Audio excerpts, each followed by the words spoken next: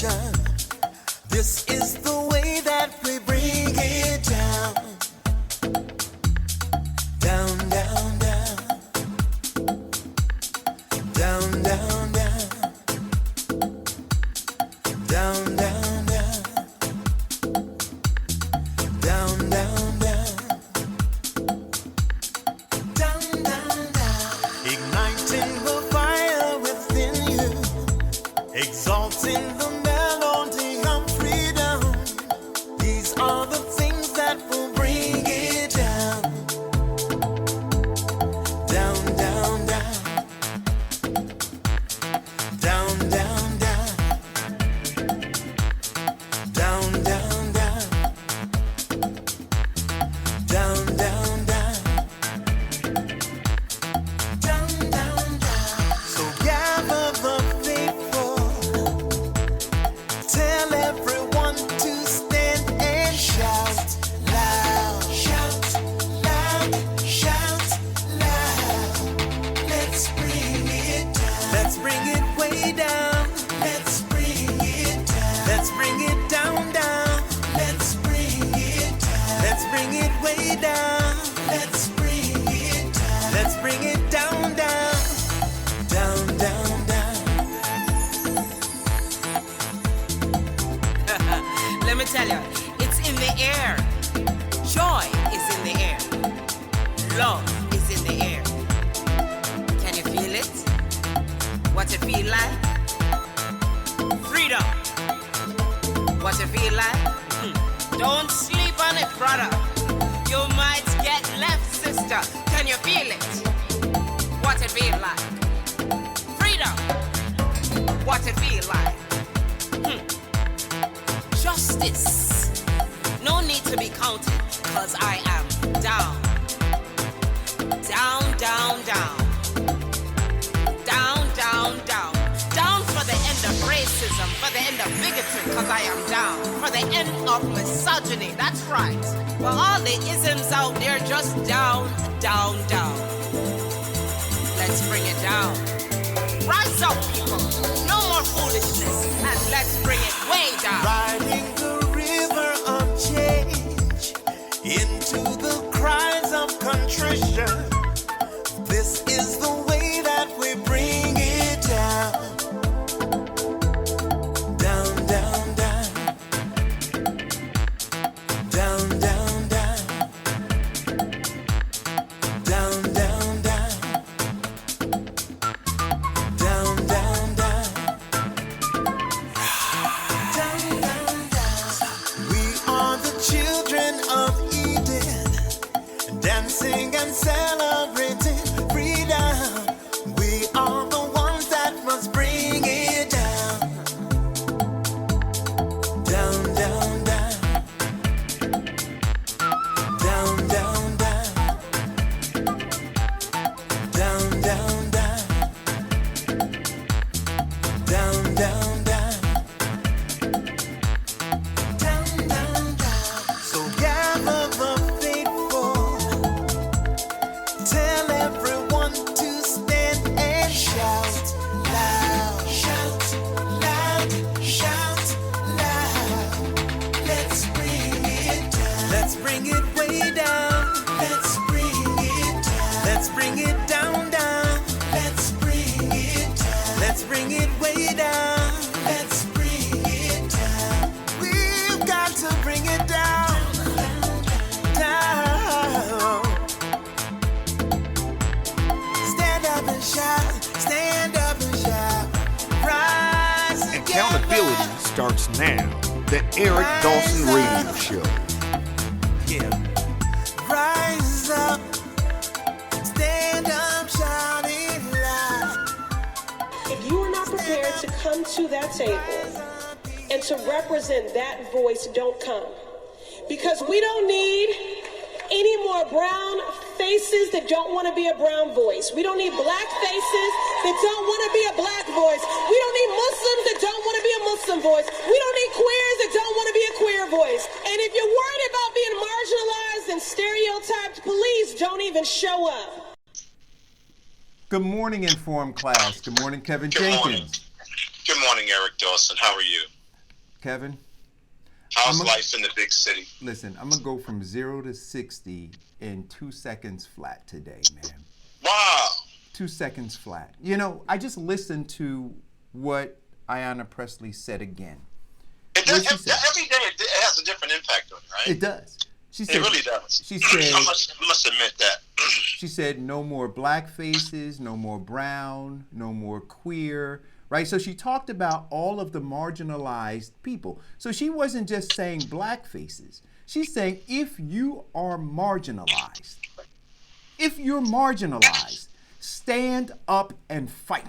No more people who look like you, who said they're part of your group, who are not willing to represent you. And so what I also, literally, this just came to me when I was listening to it.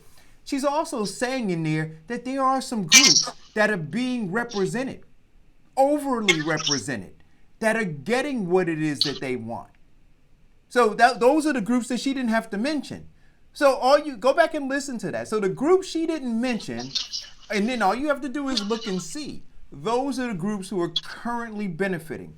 Those are the ones who have advocacy at the highest levels in government. Those are the ones who policies are written for so that they continue to reap the benefits of those folks who they put in office. All of those folks that she talked about, brown people, black people, LGBTQ people, she's saying stand up and fight because you are constantly under attack and you are constantly being marginalized by people who are trying to continue to prop up the very pillars that support the corporation of white supremacy. That's what I got out of that today. Yeah. Every day. I mean, when I listened to her, it's very empowering that she was drilled in, she was dialed in that way because we're suffering that right now. That's very true. Again, this circular conversation. Again. Hey, Kev, you know when I'll stop talking about it? When they stop trying to beat me upside my head. But until then, I'm going to talk about it. Man. How was your weekend? You know, it was, I told you, my uncle's doing very. So, I would like to ask the informed class, those of you who pray in any way that you do, or however you send energy out, as he said to me, he said, Eric, my flower is closing. He said, as others are opening, mine is closing. And so as his closes, my hope is that, he just is in as much comfort as, we as a family can provide for him. But I'll tell you, Kev, it is amazing to watch, family,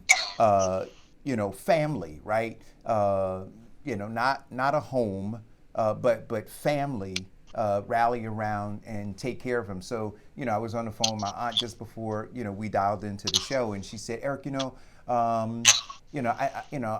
don't want him to go. I want to keep him here. I want us to do this. I think it's important. I think it's important for us to set a legacy, to set an example for the younger folks in our family, that we don't take our family members and send them off to die.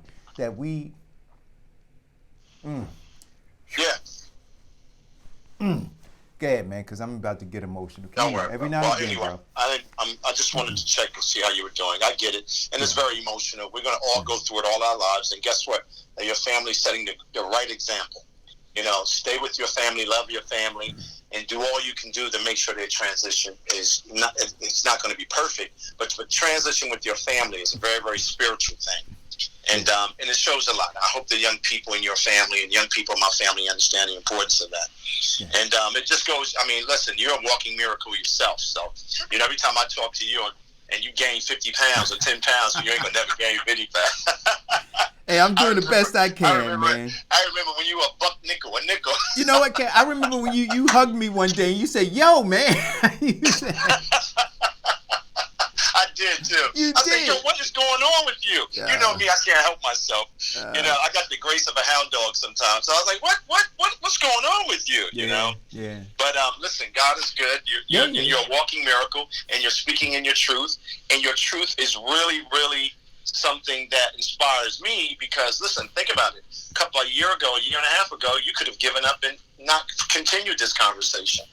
So I'm very happy to know that you're good, and I'm very happy that you're helping your uncle in the way that you are, and you're setting the example for all of us. So I really appreciate that. Yeah, man. We take so much for granted. Yes, we do.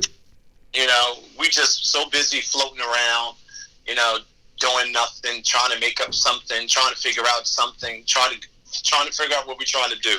But when these things happen to you, it really, you know, gets you to refocus about your priorities. So I appreciate you. Kevin, can I say something? I know your uncle very well, by the way, so you know I know Clyde. You know, So, I didn't know, you know, I mean, listen, can I just take a couple seconds? Yes, of course. Right.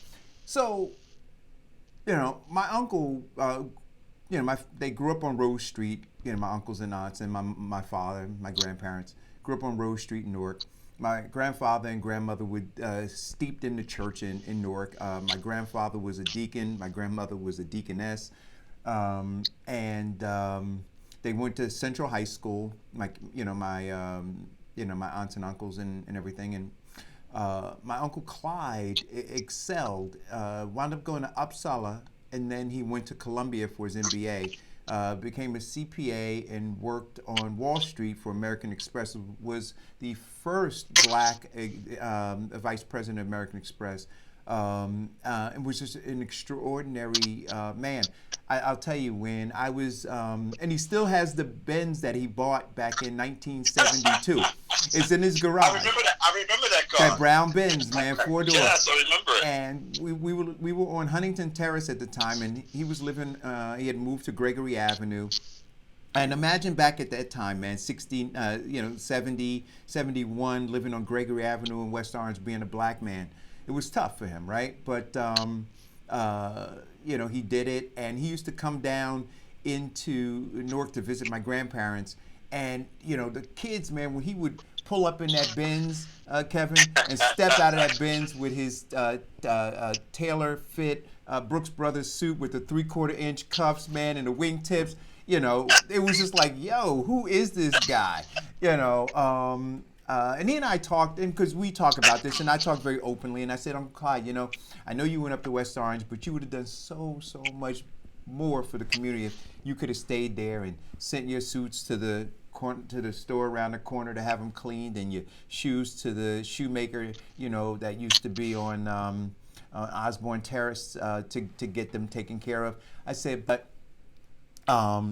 you did within our family, you know, set a high mark, man. So he was just an extraordinary guy, man. And you know, for those people who got to sit around him, his brain was incredible. Was absolutely incredible. It was. I did business with your uncle. Your uncle was very good to me. Yeah. Your uncle and father were very good to me. Yeah. When I came in back home to Newark, I was always about trying to conduct some business, and they were very open to that. And my relationship with them was not political in that sense. Mm-hmm. It was always, how do we drive business? How do we get more black people engaged in business? I mean, real business. Yep. No, not marginalized business. Yeah. Really having control over certain markets, even if it's politics. How do we use that? I used to have long, extended, calm conversations with your dad and your uncle. And, you know, I was not sold on any of it. And I'm very cynical. When I came back home to Newark, I thought the people here were absolutely out of their minds. They still are, Kev. And, you know, and I happened to fall in love with a lot of these people, and I grew up in this town. See, I really grew up in Newark, though, Eric. See, I didn't grow up on one block. Yeah. Like, I have a very, very rich history with this town. You know, from a business perspective, from a community development perspective, from a human perspective, from an athletic perspective. I literally grew up. I was active when I was here. But then when I left for a period of time, I got to see something that I was never afraid of, and that was different cultures activating and engaging in commerce I was not afraid of it. Yeah. Because my parents taught me that I was more of a global child as opposed to a local child. And when I came home, I tried to take a lot of that and insert that in what we were trying to do. And then when I married Gail, that was it. We just started having fun at that point. We started taking our experiences, because we were given so much, and we started trying to activate that in everything that we do, bring a higher standard to government, bring some level of sophistication to government, bring some style to government. We were not guttural. We were always trying to talk about the big picture stuff, and then understand how we can micro that down to get it done. So I don't see any of that now. I just see a lot of street stuff, you know, thuggery, people that are really talking about nothing. And I really feel sorry for the young people in this town, because there are no examples for them anymore. We just can't be the only ones. I mean, there's a lot of great people, but they pull down their curtain and close their door. But when we started in this business together, when I got married to Gail, it was always high end, international trade and commerce. How do we create something micro around that? Mm-hmm. Community development. How do we strengthen those institutions? Right.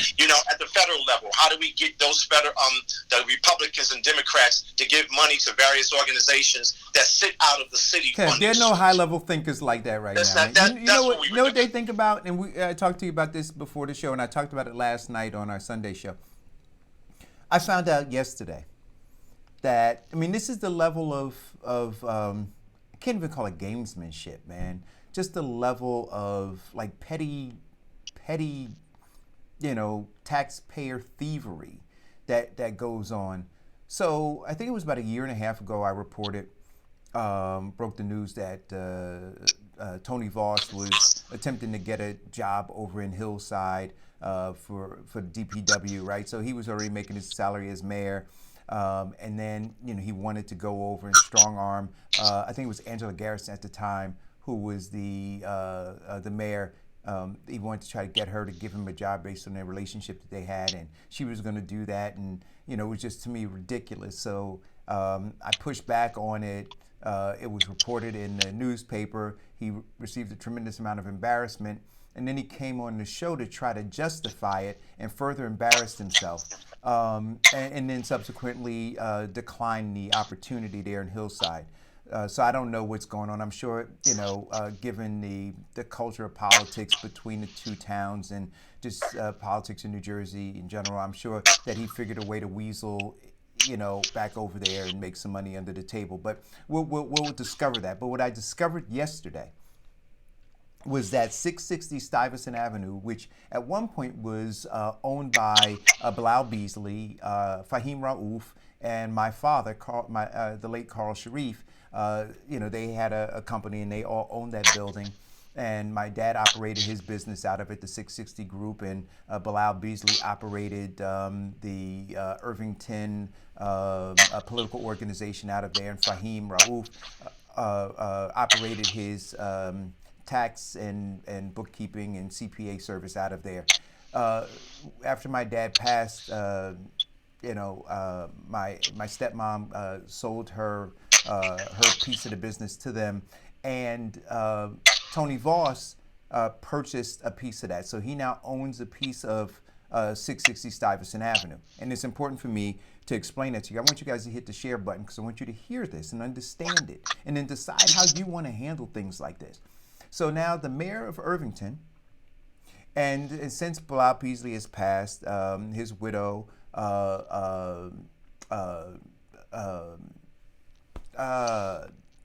and you know what? I grew up with the Beasleys my whole life on Leslie Street. Anyway, her name will come to me. Is part owner of it, and then Fahim Raouf. So those are the owning partners. The Division of Planning, I believe, or whatever it is, in Irvington, is renting the first floor of that building from the mayor, right, at a tune of $39,999 a year. And the reason it is... Say that again? So the township of Irvington is renting the first floor of the building that is owned by those three people that I mentioned at the tune of $39,999 a year of taxpayer money. It's going directly into the mayor's pocket as well as his partner's pocket. Now, the reason you have that odd number of $39,999 is because if it reached $40,000, then it would have to go out to bid. And they didn't want it to go out to bid. They didn't want to try to find the best place if, in fact, that department needed to be in an annexed building from City Hall. They wanted to make sure that that money was going directly into the mayor's pocket. And so they intentionally kept it below $40,000 at $39,999. So I want you to understand, so when we talk about, Kevin, really developing business and growing economies and strengthening governments and all those kinds of things, that's not what these folks are interested in at all. They're petty thieves. Petty thieves. $39,999. So they sat and conspired to ensure that that money went into their pockets. Taxpayer money. This is after that mayor raised his salary at taxpayer expense. Wow. I want you guys to understand that. So now you all have to figure out what you want to do with it. So part of the reason, and I try not to use this show, Kevin, to talk about my candidacy for Congress, but here is where government is all broken down. Nobody's talking about it. None of the politicians. So they'll talk to you about all of the other issues that are impacting your life from a governmental standpoint and how they can fix it. But when one of their own, right, are doing stuff like this and they are clear that it is not good, because they're part of a team that does not include you, they don't push back. So none of them, none of the council, none of the district leaders, none of anybody, nobody, not in the paper, nowhere is anybody talking about the fact that the mayor owns a share. Got a big office. If you go in 660 on the second floor, you'll see what used to be my dad's office is now Tony Voss's office, where he conducts personal business. And part of his personal business as mayor of the township of Irvington was to surreptitiously secure a $39,999 contract from the government that he is the chief executive officer of. Now, Kevin, if that is not illegal, it is certainly unethical and immoral. Now, I want to know, now that you all know, what are you going to do about it? Well, Eric, I don't know. I think we talked about this last week about that corruption is like sexy now. It's the new norm. That as Black Americans, we don't know how damaging corruption is to us and our children and where we live at. We've identified 100 times on this show we have no government. Right. And I think that the informed class members now understand that. We have talked on a number of levels about we don't have disruptors in our neighborhoods, in our communities are willing to fight and push back against this corruption. And this corruption will continue to erode every part of our being because it's now sexy. It's the new norm. You're now on, TV shows promoting, real estate transactions with a woman that has been engaged in nefarious activity and saying, look, we're going to give you property. You now go to boxing matches and hang out with mobsters that are selling drugs and people that are fronting your way and giving you hotel rooms. And you now have your whole entire family working for a city government. I mean, and the people are starving. So you're not talking about just their salaries. So you may take one mayor and put all of the salaries of their families, and you're roughly, and based on their package, their health package, you're talking about $2.3 million. Yeah.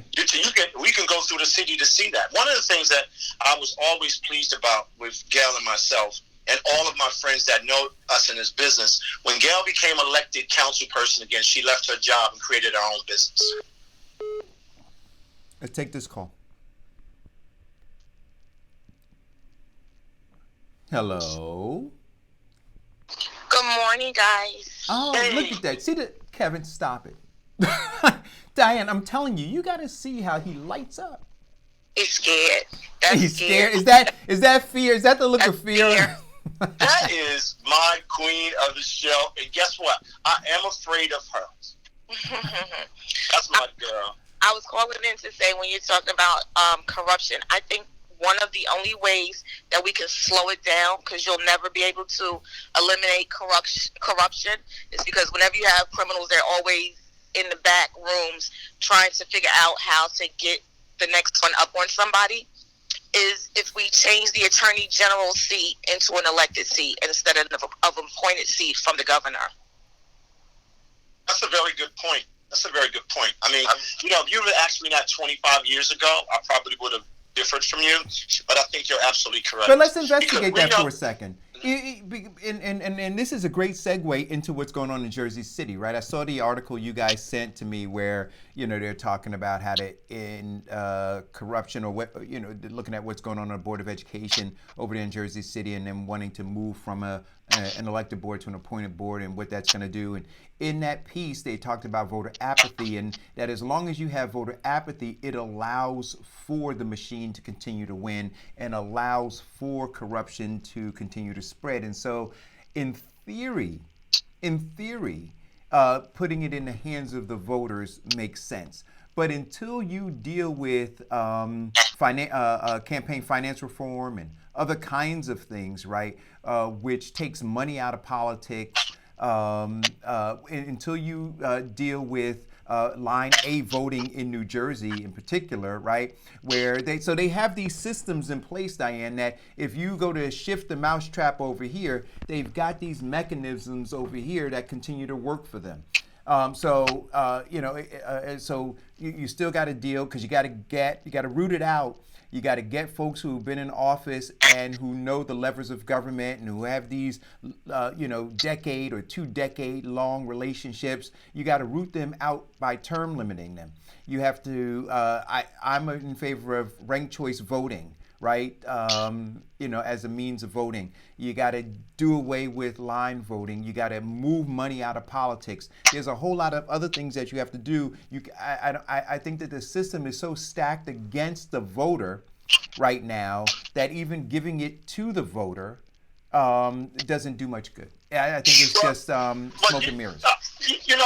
All of those points are very valid. And one of the things I was thinking over the weekend of, how do we align ourselves with groups that think like we do? So I've been following this vaccination war that's going on between the legislature and parents throughout New Jersey, all around the country.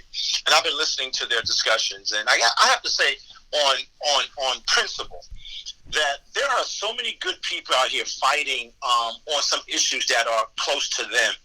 And you know what, Eric, I thought about how do we talk to those people about what they feel about government? Because right now they believe government is overreaching. They believe government is corrupt. They believe government works for special interests as opposed to working for them. And one of the things I wanted to talk about later on in the year is, how do we connect with them? How do we have meetings? How do we have coffee with them?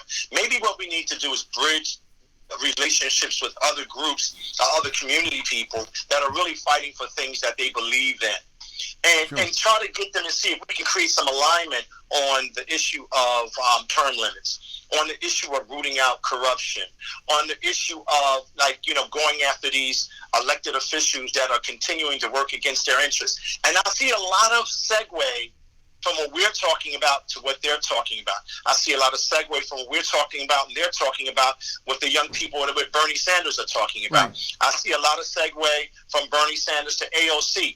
Maybe one of the things that I think that we need to do, right? Because look, it's a capacity issue, right? You're a business guy. So it's a capacity issue. I think that we've reached our capacity and we're bulging at the seams right now in terms of our personal lives and the fact that we dedicate 2 hours every day to this thing. I've extended it to Sunday. We do breaking news. So we're moving on and on and on. One of the things that I think would be helpful is if the informed class in your network of people have identified folks who are like-minded, that you put forth the effort to help connect us with them, right? That you guys look and say, you know what you guys are talking about is what this guy who I'm friends with over here is talking about. I'm going to make the introduction, and we'll be happy to facilitate bridging a relationship. But, I think us doing that kind of outreach, and I'm not opposed to trying to figure it out, but I can tell you that it just becomes a capacity issue. Yeah, no, that's exactly my point. I mean, but they're out there, so it's great. I mean, that's my point. Exactly. Recommend groups, guys. So if you guys could put in the feeds, hey, listen, you guys might want to become a part of this group. When we ask you guys to share the show, maybe share it into groups or with people that you know are influential and are trying to push for these kinds of things like term limits and other, and getting rid of line A and moving to fairer elections in terms of ballots and all of that kind of stuff. All those things that we talk about. There are other people. You're right. There are people out there. We got to connect to them. Well, let me just. Yeah, that's a very good point. I mean, that was my point, and you're making a very good point. And Diane clearly makes a good point. And we talk about that kind of thing happening with the Attorney General's office. But I watched this. I've been watching this over the weekend. I've been really watching it over the weekend, and I got to tell you something. Jamel C. Holly. When we talk about what we look for from our elected officials, I think is going to be an important figure in continuing to disrupt what this system has become. And they're all uncomfortable with it. All of leadership's uncomfortable with it. All special interests is uncomfortable with it. And he's cross-bordering. He's talking about the issues of vaccination, water, social justice. And he's standing alone.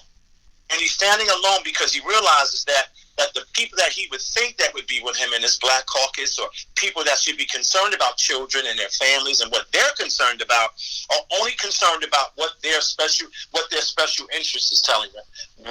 Who put them in office?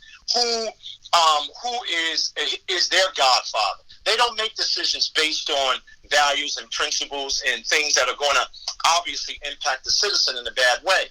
And I was asking him over the weekend, I said, listen, I don't get the chance to talk to you too much. I hope that over this next 6 months that you can bring all of those people together. Now think, just one guy is disrupting the system in the way that he is. Imagine if we had 12 of those guys. So it gets back to your point, Eric, about kicking these people off the island. It gets back to the fact that we need to see change at the government level because we have no government. But the people that are standing up for us, I would hope that Black Americans in particular, who's on the sidelines, who are not really active in this, let's just say in this part of the country, right? I would hope that they start to look at this and say, this might be a great opportunity to unlock our doors and pull up our blinds and go and work with someone like that.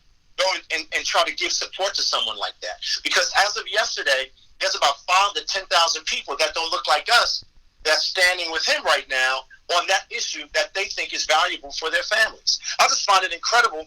And Black Americans not understanding this issue because they don't have elected officials in their district talking to them about the importance of having a choice to make a decision.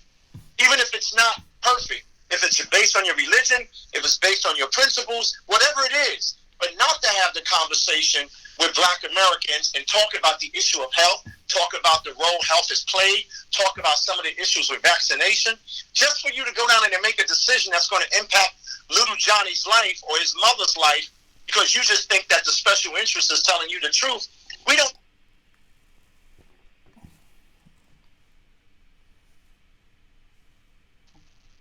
So that's where I'm at with. Well, let's take this call. Hello, caller, go. Hey guys, this is Sydney. How you doing? Hey, Sid. Hey, listen, I wanted to speak a little bit on that the issue that you're talking about as far as the vaccinations go.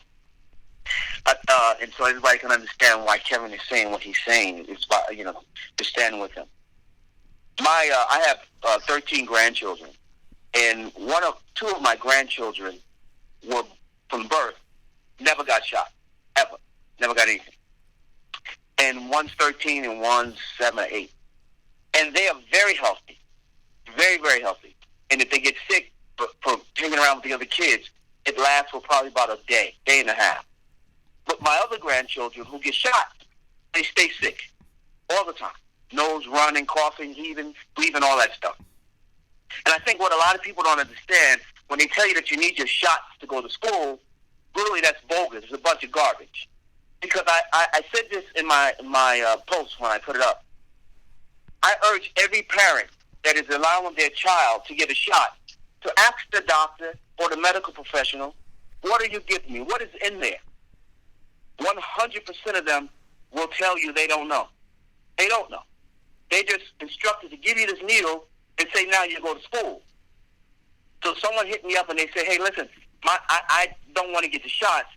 I don't want my child to get the shot. She's 10 months old, and I don't believe in her. I said, well, you are her protector. You don't have to do that. And what these people need to understand, and that's why, you're seeing white folks standing with this guy, and black folks understand, because we just let people tell us what to do with our children, and we believe it, and we do it. We don't ask any questions. But the questions have to be asked. It's like, I am mold certified. I'm certified to remediate mold. And most people, they tell you, listen, you put bleach on mold, and it will wipe it away. Well, that's not true. Bleach is finished to Popeye. It's the same thing to mold. It grows. It gets stronger. So we don't do our homework. We believe what people tell us. People need to understand how serious this matter is when it comes to the vaccinations, because if you are still being allowed to give your kids shots, they can put anything in your system. You are nothing but an experimental dummy. That's all you are.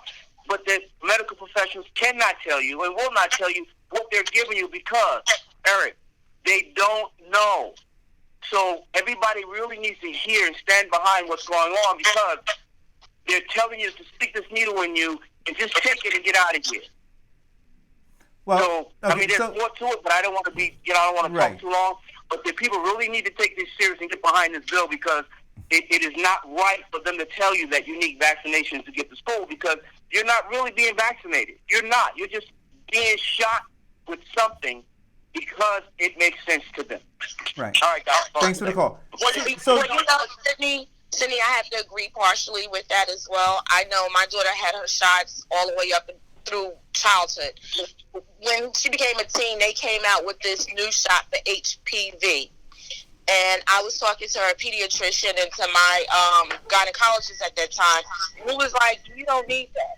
My mother was a nurse. She was like, you don't need that. You don't need to continue to keep getting these shots. Because like Sydney said, some of these shots are filled with other things, and they are testing you. Now, my other thing in regards to that is what people don't understand with this, the immunizations that Assembly Holly is working towards, it also includes flu shots. So that means that it's a mandatory make your child take a flu shot. And I know from my personal experience, I've taken it twice, the flu shot, and every time I have been deathly sick with the flu shot.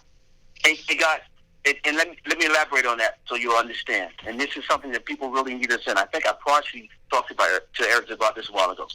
Everyone listening to my voice, you don't need a flu shot for anything. You don't need that. Your body is made to get rid of what it needs to, and it takes on what it does. It's what you put in. If you eat bad, you can put all the stuff you want in your body. Whatever you put in is what's going to come out.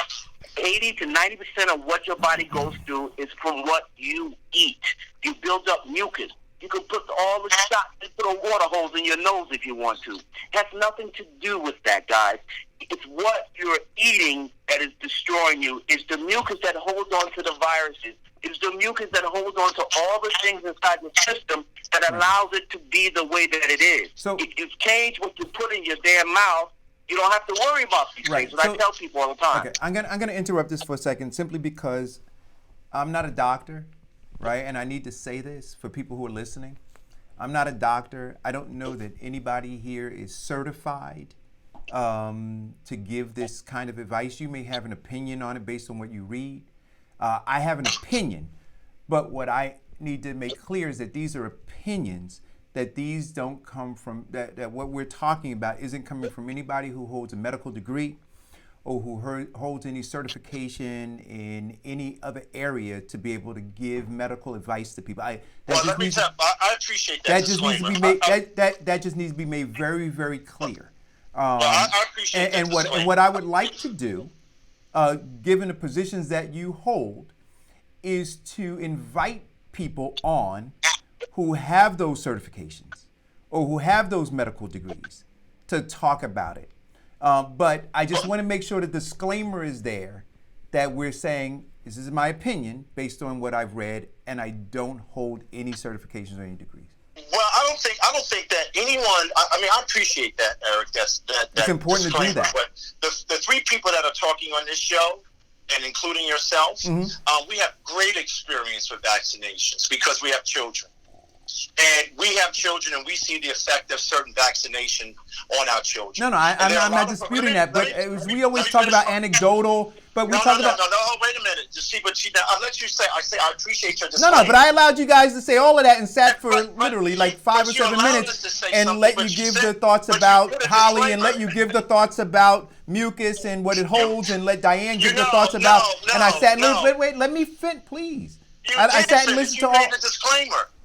You gave a disclaimer. You gave a disclaimer, and you said that we were not experts. But beyond the disclaimer, I want to make sure that so when I talk about, because I can talk about so Diane, for instance, makes a comment and says whenever she's gotten a flu vaccination, she's been sick. I get it, and I don't get sick, right? So now there's no medical, so now I say, well, where do we go? So for somebody who's listening to the show, I can appreciate Diane not wanting to get it because she gets sick, but I'm not prepared to say to people, well, I get it, and so you should get it too. I'm simply saying that these are all anecdotal, right? No, they're not anecdotal. Yeah, sure they are. You're using a portion of some words. She's talking about wait a minute, though. See, this is where I get off the rail in this kind of conversation. Go ahead. Listen, we have experience with vaccinations because our kids have been vaccinated. That's anecdotal, Kevin. Wait a minute, though. That's anecdotal. Listen, can I finish my point, man? Sure you can. Listen, okay then. All right, you already made your point to me. What I'm saying to you is, as a parent, as a human being, as a consumer, you have an I opinion. have the right to be able to question and tell it. Sure you do. You want to call it anecdotal or not. But here's the issue. No one listening to this show should ever think or ever believe that the pharmaceutical industry or the vaccination that's created by these pharmaceuticals are something that we should trust based on our history. I agree with that. Black Americans. That I agree with. I don't disagree with that. But what I'm saying to you is this. So now, with the lack of trust, go and bring in a professional who, and I'll search. And again, this is what I would ask the Inform class to do to help us out with because of the bandwidth issue I talked about earlier. If you agree or disagree with whatever we're talking about, and you have a doctor or somebody else who's a professional and certified, tell them that we're talking about this and we need to have more information and we need to have it co-signed by somebody who has the qualifications to be able to co-sign. This whole discussion now is taking on another life. But no, it's not because wait a minute, Eric. Right now, you have a group of professionals that are fighting parents and telling the parents that they don't know what they're talking about, even though the parents see the impact that it has on their kids. Right. Now, these are scientists. Go ahead. These are scientists. These are people that are telling you statistically what is going on. Now, if you and I and Darren and all of us... But then bring them on the show is what I'm saying. Now, I've agreed with you on that already. Okay, got it. I see. I didn't disqualify that. Got it. Okay. I did not disqualify that. Okay. I didn't say you shouldn't. Right. That's all I'm saying. So I'm saying that all I'm trying to say is that we're not those professionals. No, so the professionals... what I'm saying to you is... you cleared that up already. You said that a couple of times already. Mm-hmm. What I'm saying to you is there are a group of parents across this country that feel that this particular industry is not selling them and telling them the truth because they see another adverse effect on what's happening to their children. Got it. As a legislator, as a policymaker, it is not up to you to create legislation and policy, right, that will either segregate by class, segregate by zip code, and segregate by wealth. Because this bill is only on fire now because some Republican says private schools and some daycare schools are exempt from getting vaccinations. Right then and there, that's based on class, zip code, and wealth. Now, if you have thousands of people saying that something is wrong, it is up to you as an elected official or somebody that's in this policy space, because the medical space you can't always trust. If you look at opioids, if you look at what they did with AZT during the first AIDS crisis. I don't disagree with you. We're not disagreeing on that, Kevin. Now, you can't cut me off when I'm talking. But I'm not disagreeing with you on any of what you're saying. I'm simply saying that...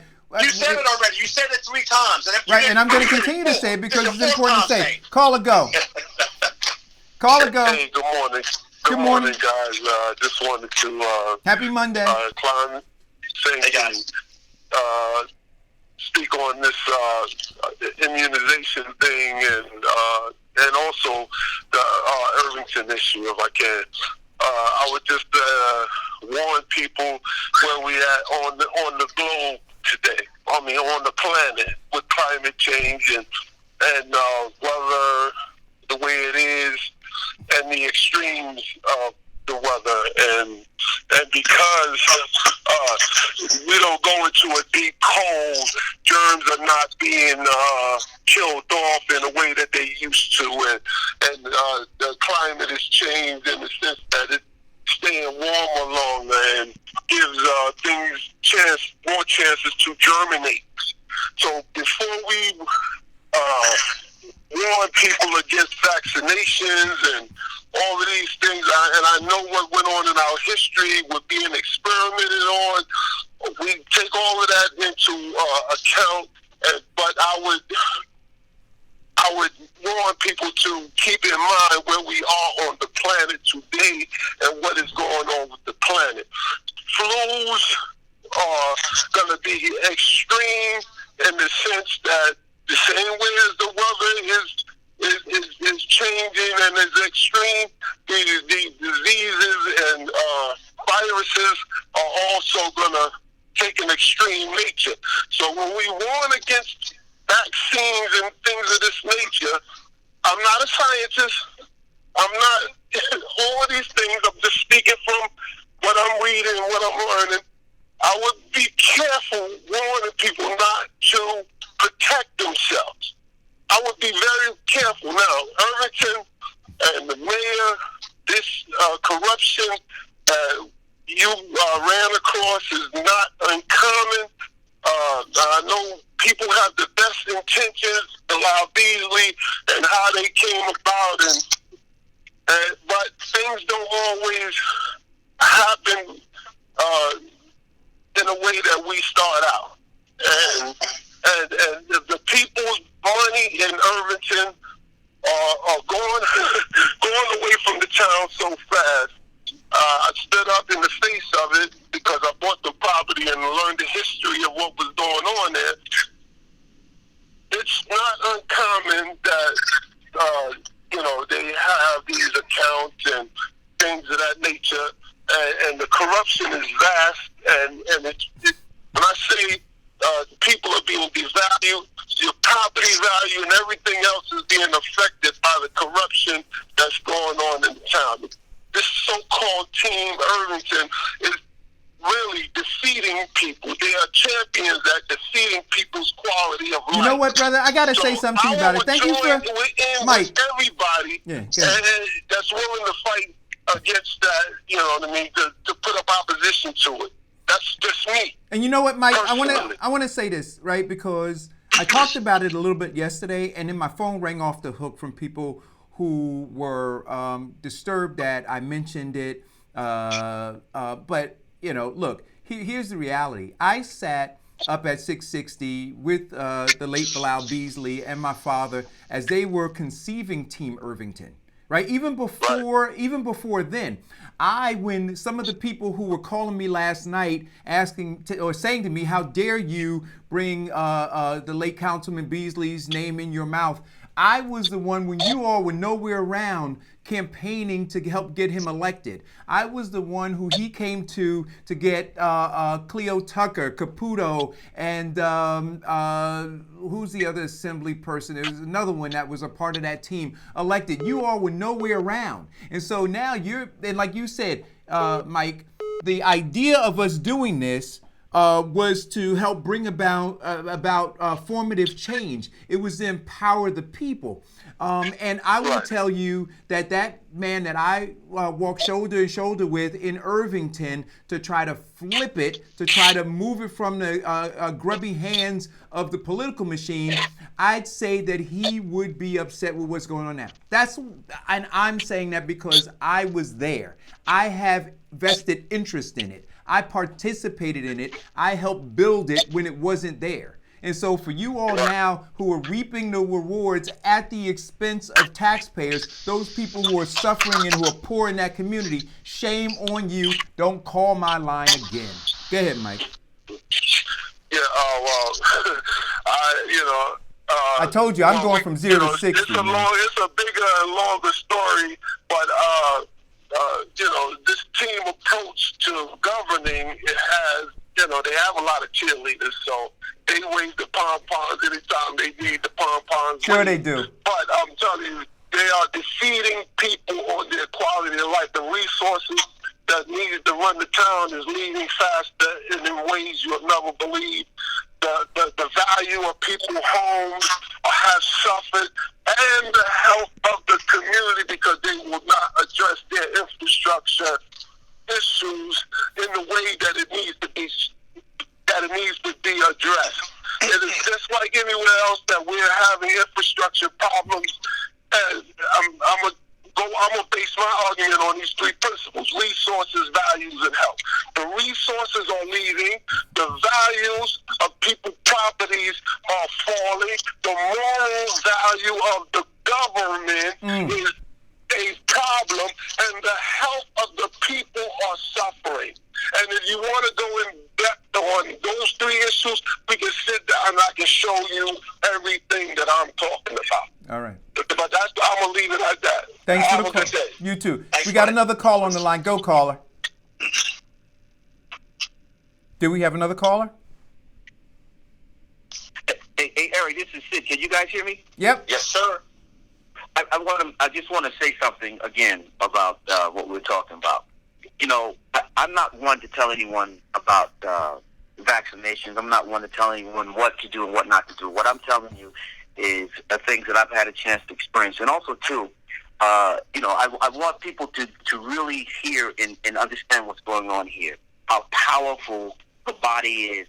The body is very, very powerful, and we need to do our homework. I understand global changing. I understand that, but people have to understand something about global, is that this is a world that Mother Nature itself changes when it needs to. We don't know everything about it. And global warming, to me, a lot of it is, just hype.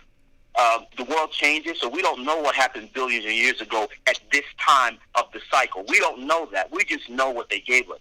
But when it comes down to our bodies, when it comes down to vaccinations, we're not telling people not to do so. What I'm saying is that people need to really pay more attention to their bodies and their minds and what people are putting into them if they are allowing that. Because you were naturally given by the most strongest thing ever in the universe is the process of change, the process of healing. We're mammals. So if you look at the biggest mammals in the world, from your elephants to your whales, but those things are big. They don't get vaccinations. They adapt. They heal. We heal accordingly to what we mentally put inside and control, what we physically and socially. That's what we heal. So you can vaccinate yourself until it comes out your nose. But it's all about having that understanding of the whole body itself, how it heals it. There's a reason why they put 25, 30 pills in a bottle, because they're trying to get it together. Right, that's what they're trying. That's what they do.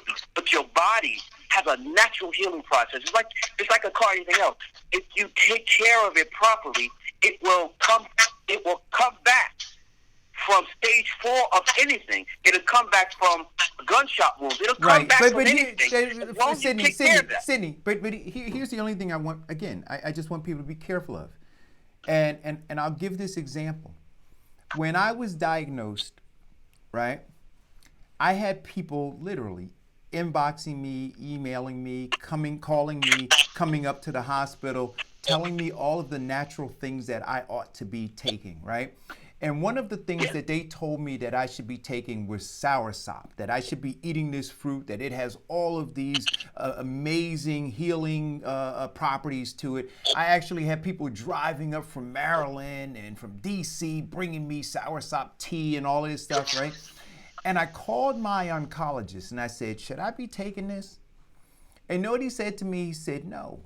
He said, right now, Eric, he said, you're receiving chemotherapy.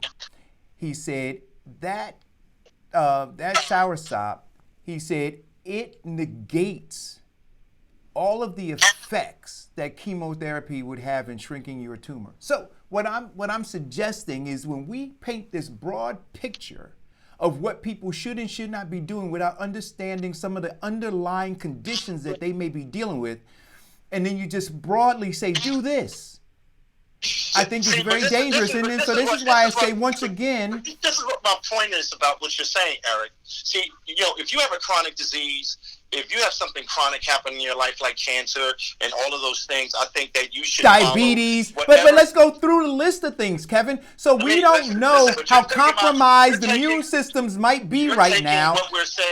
You're taking what we're saying out of context. No, I don't think so. And that's why I think Michael Spruill called in. Because I don't think it took it out of context, which is why Michael called in. No. I'm talking about what Sydney just said and what Sydney's been saying. He's saying that we could do a lot of work on our body to prevent a lot of things that are happening to us. No one is suggesting that if you have a chronic disease, if something is wrong with you, that you should not be immunized. Time out 1 second, Kevin. But I want to let me do this. I can't. You can't. But Kevin, how do we know? So we have this conversation in our community that people are underinsured or have no insurance. So how do they know if they have a chronic disease? And so now when they get a free opportunity to get an immunization, and then you say, well, maybe don't do it, do it. They don't know if they have a chronic disease because of all of these other issues that are impacting them, which is that they don't go to the doctor. But you're taking what I'm not taking it out of context. What I'm trying to do is make sure that we're being responsible about what we're talking about. We're not suggesting that if somebody has a chronic disease, but how do they know? Terminal, that they should not get. But how do they know? I think because you only know if you get your blood test and if you go to right. But how many people in our community don't go? What are we saying? But it goes back to you saying, how do you know? So how do we know vaccinations are protecting? We don't know, and that's why I said bring professionals on. You can't build an argument based on assumptions, and then when I say, how do you know, you say something different. I'm saying, well, I take what you said. How do you know? So they're saying, how do you know? So instead of us challenging them and creating a policy or creating exemptions that give a special class of people the ability not to get vaccinated, let's have a different discussion. Well, don't throw them. I'm talking about the people that are fighting about this. I agree with that. Right? So what you were talking about in terms of because I think the conversation took two different paths, right? What Assemblyman Jamel Holly is talking about makes sense, right? So he's saying, look, you want to move forward with this group of people, and you don't want to move forward with this group of people, right? I'm saying that we need to put. I think this is what he's saying, right? We need to put a brakes on all of this stuff, and we need to understand it. I got that piece, and we do.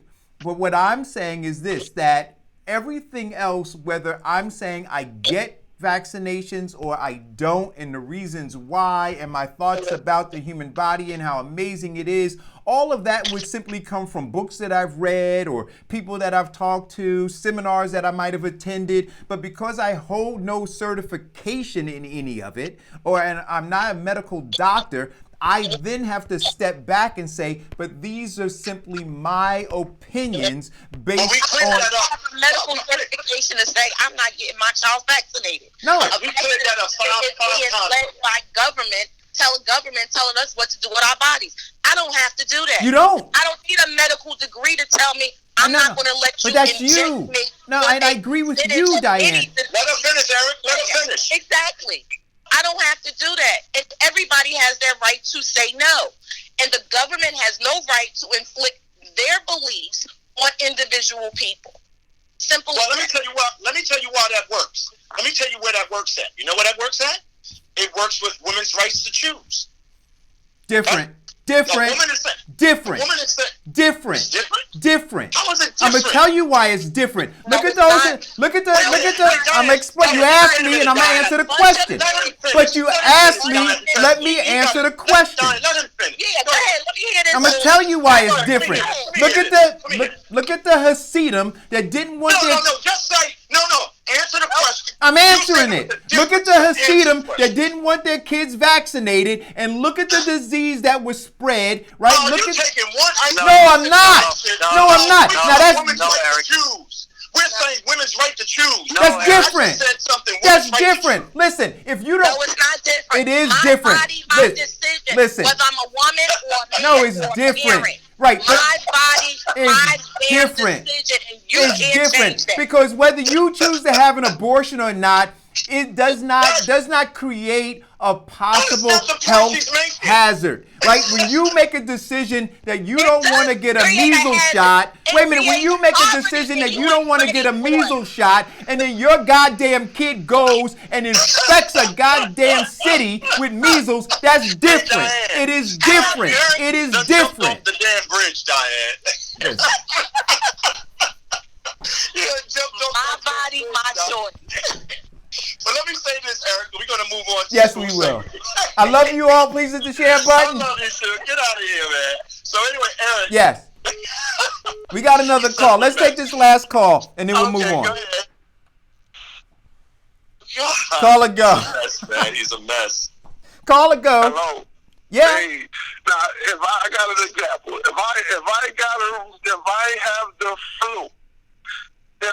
the flu, and we're having a meeting, would you like me to walk into that room and start sneezing, coughing, and all over the place? Would you like that? Oh, Michael, cut it out, Mike. No. I'm just using this as an example. Now, if I'm protected, if I take the flu shot and I have some sort of protection against that, let's say if I walk in the room and I have the flu and I don't show any symptoms and walk back out, is that okay? Is that okay? Hey, Mike, Hey, Mike, first of all, Mike, you're talking about the flu shot. Let me ask you a question, Mike. They gave you flu shot. Name the 3 ingredients in the flu shot that you received. I didn't take no flu shot. I didn't take no flu shot. 20 ingredients. I've never taken a flu shot. I've never taken a flu shot. I will not warn people against it. I will never warn people against it because I'm not a doctor. Right. Yeah, I'm not a doctor. You know, I'm not a doctors don't know anything either, but I would not warn people about slick salesmen. Yeah. Like, come on. Yeah, doctors don't know. She's right. Doctors don't know anything about flu shots. There's not going to be a doctor you're going to meet in your lifetime. In your lifetime, I'll say something. That's going to name 3 ingredients inside the flu shot. There's not going to be a doctor anywhere. They're not going to tell you that. And I'm not going to talk to you about. I'm not talking to you against the flu shot either. I'm not saying that. But what I'm saying to you is that I haven't my granddaughter. But you have a convincing argument. You have a convincing argument that might settle on the ears of somebody who listens to you that might need it. So I would just be careful. You're not just talking. You're not just talking. Hold on, Sid. I listen to you. Hold on, Sid. I listen to you. Sid, I listen. You have a convincing argument that might fall on somebody's ears that might need it. I'm just saying, you're not just talking to me, Eric, and whoever else is listening. You're listening. Thousands of people might be listening to this conversation. So verify that people put disclaimers out there. It was smart of Eric to put the disclaimer out there because people might need a flu shot and don't get it. Well, you know what? Hey, and people might need a measles shot and don't get it because of what your convincing argument is. What is a measles shot? Wait a minute. That's not what I'm saying. That's not what I'm saying. Scientifically, somebody's sitting in a laboratory to prevent people from being contaminated. Somebody's sitting in that laboratory. These people is different. Have somebody on to answer that question. What's in the Listen. I'm gonna say this again to you, Sid, and I understand. But look. So I understand what everybody is saying. And I really do. Right? It's a hot topic. It is a hot topic, and I'm gonna go back to. Let's go. Wait a minute. Can we take a commercial? Breaking news. Hey, Michael. All right. CORY Booker just dropped out the race, Michael. Come on home, Corey. Come get this ass whooping in New Jersey now. Come on. Come get this ass whooping in New Jersey now. Listen. Nationally, they realized what a scum he was. Look, see, you know what? All right, we got to. My man. Thanks for the. We got to stop mincing words, right? We got to call them what. See, we don't when somebody rapes somebody, we call him a rapist, right? We don't call him a fondler, right? We don't, right? We call him a rapist. So we have to call Cory what he is. We have to call him what we found him to be and how he left the city of Newark. And is scum. And across the nation, regardless of how many millions of dollars the oligarchs raised for him and tried to paint him to be something else, there were enough people who were conscious enough to reject it. Now, it is incumbent upon us here in New Jersey to finish what they did nationally and kick him off the goddamn island. I will do my part. Yeah. Hey, listen, I'm glad to see that he's gone. You know, he does not reflect any of my values, and where I come from, he doesn't reflect anything successful as it relates to the community I come from. I mean, what he has done really well is engage in poverty propaganda and place Newark as one of the worst cities in America, along with the mayor that they have down in Newark now. And these two guys, all of these guys now got to hug each other, because if you look at all of their records thus far since 2018, it has been an outrageous failure. Now they're going to all come and hug each other and say, as Democrats, we got to stick together against Trump. Trump is not responsible for the condition of your neighborhoods. Trump is not responsible for the horrible elected officials that represent us in both houses and including in Washington. If you keep buying that, you should go dig that ditch we always talk about. These guys have done nothing to change the conditions of your life. They're not even involved in this vaccination discussion. They're not even involved. They think because they do a blanket vote in D.C. or at the Senate that really means something. If you're not driving the policy, if you don't own the policy, if you're not talking to your residents, your community residents about the policy and the effect of it, we have no good for you. We have to break the backs of these parties that keep continuing to treat us like slaves or people that don't have any value. I know that sounds uncomfortable for you, but the more you keep doing it, the more you're going to end up disappearing off this face of this earth. Yeah, and you know what's discussed? Go ahead, Diane, I'm sorry. I got a question for you. So since he suspended his presidential campaign... No, he dropped out. He didn't suspend it. He dropped out. Come on. You know I'm dancing. I don't dance on too many graves, but I'm dancing on this one today. Let us finish, Eric. Let us finish. I'm sorry. Being one of the worst candidates out there.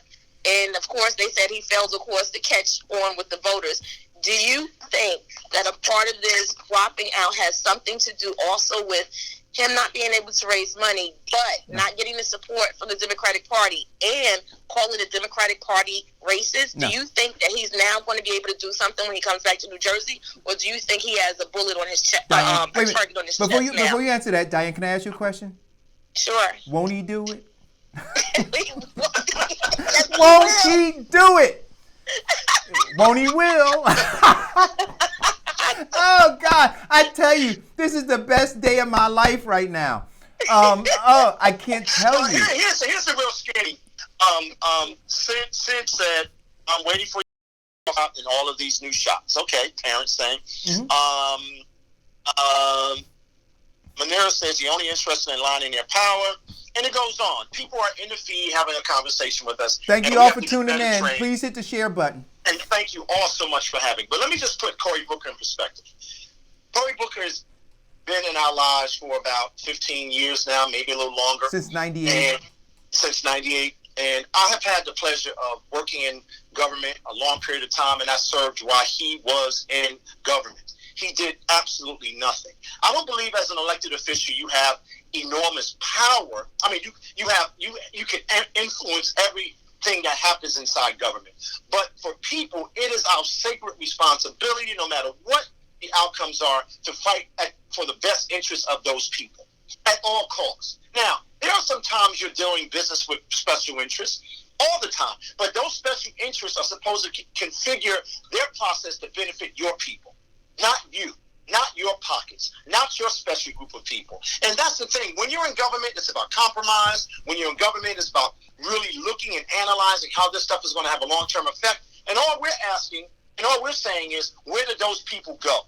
We don't have those rich people on the planet anymore. That's why Holly shines so much, because he's the only one doing it. Right. Not in a very frivolous way, but in a very strategic, purposeful way. Let me answer I understand what you're saying. I want to Sid. answer got Diane's question. Diane, none of that had anything to do. He could call them all the names he wanted to call the Democratic Party. Didn't matter. If they figured that they could use them as a tool, they'd figure out how to get over it, right? So their skin is thick. What the main issue with Cory was, they believed that on the emotional wave of Obama, that they would be able to bring this well-spoken black man onto the national stage again, and that they would be able to sell black people garbage as hope again, and they would be able to continue to fleece us again. And you know what happened? Shows like this are cropping up all over the place. Folks are waking up all over the place, and they said, "Been there, done that. Fool me once, shame on me. Fool me once, shame on you. Fool me twice, shame on me." That's what happened. Now come on home, Cory. No, they said no, never again. Never again. Never again. No black faces without black voices. Go home. Come back. Yeah, that's what they said, Eric. That's what they said. I'm telling you. And so now here's the deal. Because this is a perfect segue into what's going on with Bernie Sanders and stuff. Here's the other reason that he dropped out so quickly. They're realizing that Bernie Sanders is about to win Iowa and New Hampshire.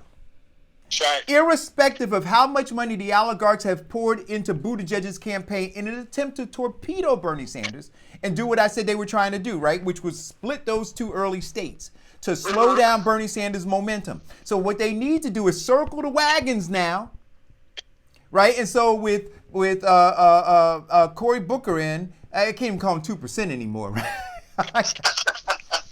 I was getting shirts printed up. I got to throw those shirts in the garbage now. But anyway, with Cory Booker being out of the race, he can now throw whatever support he has, whatever that is, right, behind some other candidate in hopes to torpedo and slow down the momentum of Bernie Sanders.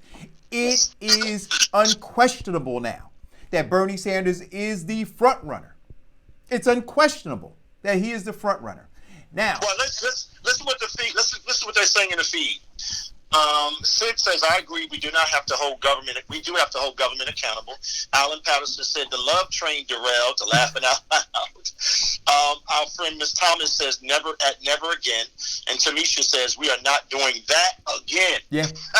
Yeah. So I like that. And you know what, though? We have the right to do that. We have the right to react to him dropping out. We have the right to look at his policies. We have the right to say, look, and he has not always been, if not been truthful with us. On the water, he has not been truthful with us, with the way he left our city fiscally broken.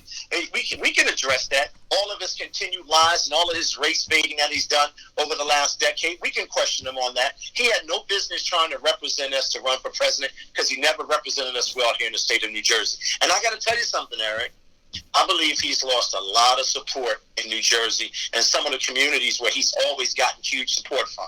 He never got a lot of huge support from blacks. But you know the problem. But Kevin, we got to watch out for those slave catchers and Negro whisperers, because you know what they're looking for? They're looking for Cory to bring some of that money back here and pour it into these black communities to get them knocking on doors, selling garbage as hope to try to get Cory Booker elected again. See, some of those communities that you're talking about, the more affluent ones, they want him gone now. They realize that he's no good. He's damaged goods. But see, that Negro whisperer, that slave catcher is always lurking around, waiting to get some of that campaign money.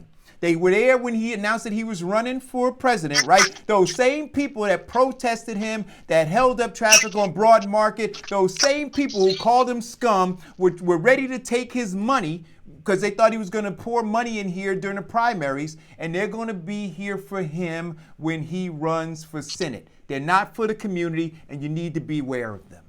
Well, he's got two people running against him that are very capable, one a prosecutor, one a pharmacist, if I'm not mistaken, and they're out there pushing their message. So that's going to be pretty interesting. I think that I think he'll get a bump in his Democratic space because he's just Democrat. I don't know if black people are going to run to go vote for him, but we're going to see. We have to wait and see. But I think we need to start talking about him as a New Jersey senator now. Oh, yeah. Let's start working. I was waiting for him to come on home. And listen, anybody who has Oppo research that you want to slide to me. As long as I vet it and it's true, we'll get it out there.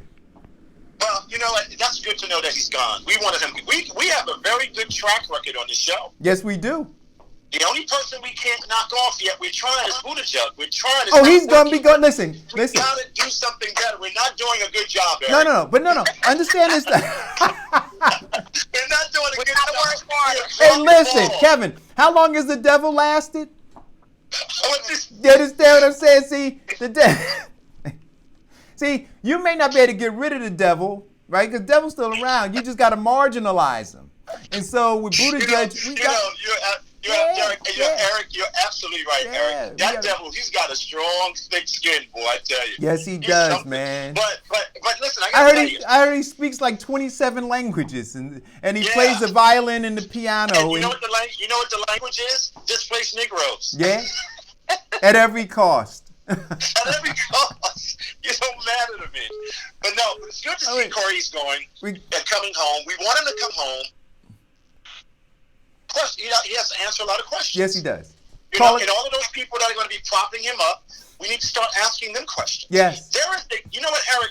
We talked about this several months ago. There is clearly a revolution happening. Oh, man. Yes, it is. And let me just tell you, I know earlier on in AOC's career, you know what? I was a little challenged about her. You know that. It's all on the record. Uh-huh. But I do have the right to change my mind, and I do have the right to reflect on things if they do change. Right. And let me tell you something. She is a phenomenal, fearless young woman. And because now, traditionally in Congress and in the Senate, you do have to pay your certain dues. The Senate has to do it, and the Congress has to do it. But she said something that everybody knew was right. I'm going to give you my money that I raise so you can go out and pick establishment candidates that are fake progressives, and you're going to use my money to elevate them when in fact I'm looking for something different. I'm looking for something new. I'm looking for somebody that shares my values, and I'm not going to give you my $250,000. I'm going to take directly to Democrats that share my values, and you can't do anything about it. Now that says a lot. Yeah. And then she said, in the same party I'm in right now, then you take my money and then allow me consultants that don't want to represent what the establishment wants to and go and represent someone else. You block them out from working in the party. How can we support a party like that? How can you support a Democratic Party that discriminates and takes your rights away from you as a consultant if you want to go support somebody else? See, now, but that's the democracy they try. Right. You know what I'm trying to say? No, I understand. We got to call her. But I want to say to you that your current congressman is doing the exact same thing that she's fighting against. Call her, go. I'm not even saying good morning to y'all today.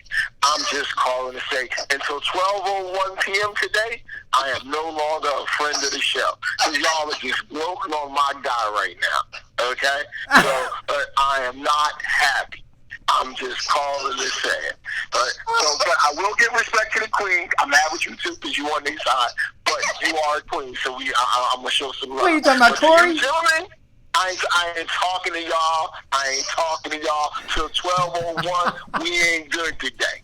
All right, maybe tomorrow we might be good, but we ain't good right now. That's all I'm calling and saying. All right, and for the record, I just want y'all to think about this one thing. Yes, sir. So what does it say for presidential black politics that the two black candidates have been removed and sort of just dismissed? I'll tell you. What does that say for I'll the tell you. future? Go ahead, Kev, you go first. Tell him. That says anything because they weren't qualified black candidates anyway. Bam! They were the white man's choice. Bam! They weren't our choice. Bam! Hit him with the body shot, sis. Go ahead. Don't move. Get out the way. Get out the way. Move. I ain't even a friend of the show. I'm taking my like off for the day. It's not even gonna be up there now. Oh my gosh. Listen, man. This is the best show ever. Best show ever. But listen, Diane, you were 100% correct. Know what it says for black? Forget about what it says about black candidates. What it says for black people is this: that we're not going to take it anymore. We're not going to allow you to prop up black faces who we know won't represent us. Hey, you know what, Eric? They can't run. If you're not talking about wealth gap, if you're not talking about all of the issues that we talk about every day with a real sustainable plan, not a con job, not somebody bringing people down to City Hall and talking about business, something that he has never been in. Right. When Mayor Baraka talks about business, I bust out laughing. Because your track record thus far is to give our airport away. Your track record thus far is to spend $120 million, have to pay $350 million back. Your track record is to take a 200% profit in your gain in your salary, while the rest of your people are living in poverty. I mean, I could go on and on and on about all these guys. But you know what, Kevin? Black Americans, you know the body blow for all of them is when they brought up, they had the nerve to talk about it on a national platform, reparation, and all of them fumbled. All of them fumbled, and black people started to wake up and listen. That's when black people rejected them. Black people realize, black people realize on a national level, Diane, you're 100% correct, that none of them were going there to represent their pain. That's right. And they looked and said, well, wait a minute. And then when you had Biden come out and say nothing's going to fundamentally change. And then when you didn't have black folks outraged at the fact that Biden said nothing's going to fundamentally change, like they didn't kick Biden off the island, like literally. What Kamala Harris and what Cory Booker should have immediately done when they found out that Biden went to go meet with those Wall Street people and say to them, nothing's going to fundamentally change. They should have said, you know what?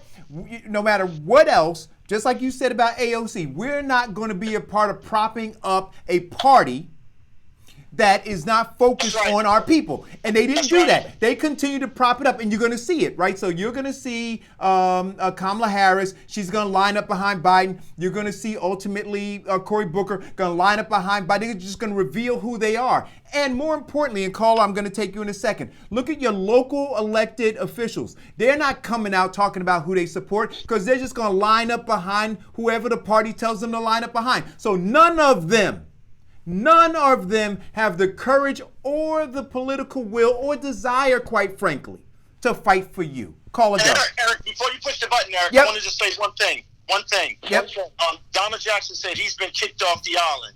Ms. Thomas says put the clock on New Jersey and chew Cory Booker up. Ms. Moore said, when I lived in New York, I thought Cory was great. When I moved here, I found the truth. I was like, wow, that is a sad... And she said, it says, Miss Pittman, it's politics and no one wanted them. Farrakhan, did you pick Cory Booker to lead you? Because I didn't. I'm just going Oh, this is beautiful, guys. I love you all. Call it go. Yo, what's going on, guys? What's happening? Oh, what's going on? Yeah, I'm the guy that called in a couple weeks ago about Andrew Yang. I was supporting Andrew Yang. Okay. And I'm really upset that he's not in the debates tomorrow. I wanted to see your guys' opinion on that. That Andrew Yang's not in the debate?